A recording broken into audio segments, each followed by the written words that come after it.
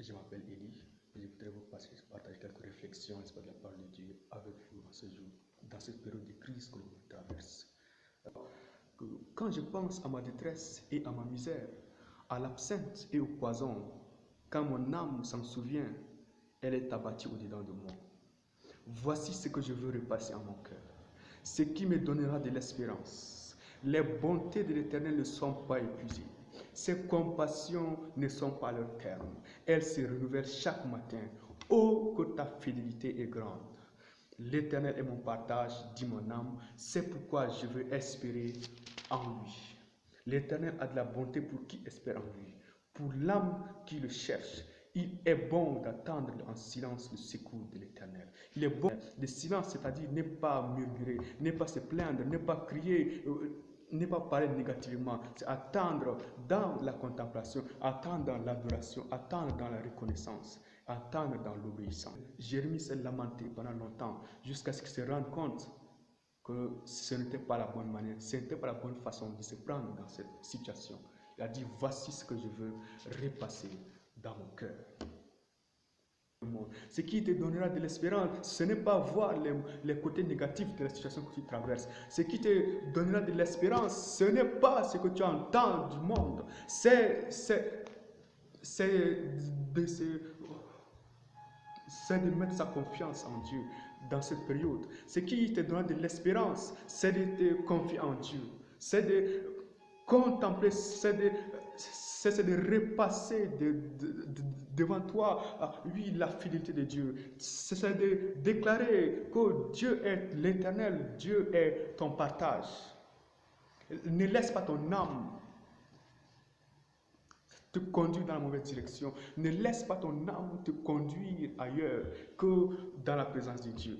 Que cette situation de trouble dans le monde, cette maladie du Covid-19 soit le catalyseur qui te propulse dans la présence de Dieu. Que ce soit la goutte d'eau qui déborde ta soif de la présence de Dieu. Que cette situation te fait considérer et déclarer avec Jérémie que les bontés de l'Éternel ne sont pas épuisées, que ses compassions ne sont pas à leur terme. Elles se renouvellent chaque matin. Chaque matin. Mais comment les bontés de Dieu vont se renouveler chaque matin? C'est en les déclarant. C'est en le disant de ta bouche. Car la vie et la mort sont au pouvoir de la langue. C'est en parlant selon la parole de Dieu. C'est en proclamant la parole de Dieu. Car la victoire vient par le sang, par l'œuvre de la croix, oui, et aussi par l'œuvre, par la parole de notre témoignage, la parole de ton témoignage. Qu'est-ce que tu témoignes? Je vais mourir. Je serai atteint par le virus. Je suis en train de souffrir. Non, proclame la parole. Je sais que mon Rédempteur est vivant. Il se lèvera en dernier et il parlera à ma faveur. Je sais que 1000 tombent à ma droite et 10 000 à mon côté, je ne serai point atteint. De mes yeux, seulement je verrai la rétribution des méchants. Il a dit dans sa parole, celui qui demeure sous l'abri du Très-Haut repose à l'ombre du Tout-Puissant. Il a dit que l'ange de l'Éternel campe autour de ceux qui le craignent. Il a dit que je suis avec toi tous les jours jusqu'à la fin du monde. Il a dit que si tu demeures en moi, je demeurerai en toi. Il a dit, je suis le pain de vie, je suis la vie. Il a dit, et ce que sa bouche a dit, sa main l'accomplit toujours. Lorsque Dieu parle, il ne retrousse pas les manches après pour dire, bon, je vais commencer à accomplir ce que j'ai dit sur la vie de mon enfant. Non, quand il parle, l'accomplissement est dans la parole qu'il dit. Et je t'encourage à garder confiance. Il a de la bonté pour qui espère en lui. Dieu a de la bonté. Mais il faut que tu espères en lui. Dieu ne viendra pas te forcer à espérer en lui. Dieu ne viendra pas te forcer en disant confiance en moi. Je t'oblige à te me faire confiance dans ces situations. Non. Il te laisse le choix. Mais est-ce que toi, tu veux lui faire confiance? Est-ce que tu veux le laisser te conduire? est-ce que tu veux le laisser te donner de l'espérance? Car il a dit dans Jérémie 29, 11 que je connais les projets que j'ai formés sur toi, projets de paix et non de malheur, afin de te donner un avenir et de l'espérance. Dieu a un plan pour ta vie. Même dans cette période difficile, il a un plan.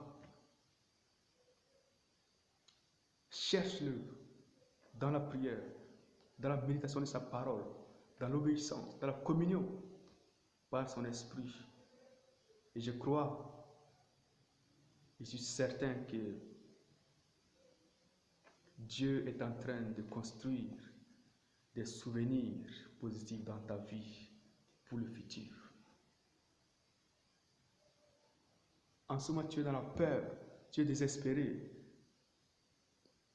Mais laisse-moi te dire que dans 1 an, dans 2 ans, tu diras, l'Éternel est mon secours, il est mon refuge, que c'est lui qui a été avec moi.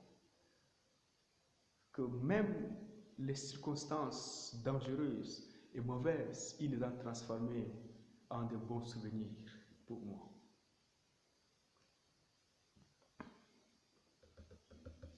Revenons à Dieu, revenons à lui, car c'est sa volonté en cette période que nous repentons.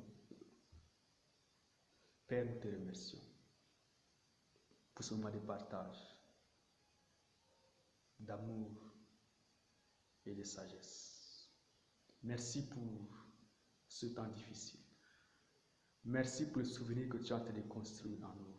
Parce que lorsque nous nous reverrons dans 5 ans après, nous parlerons de cette période avec joie et sourire aux lèvres. Merci Seigneur de nous préserver. Merci de nous accompagner.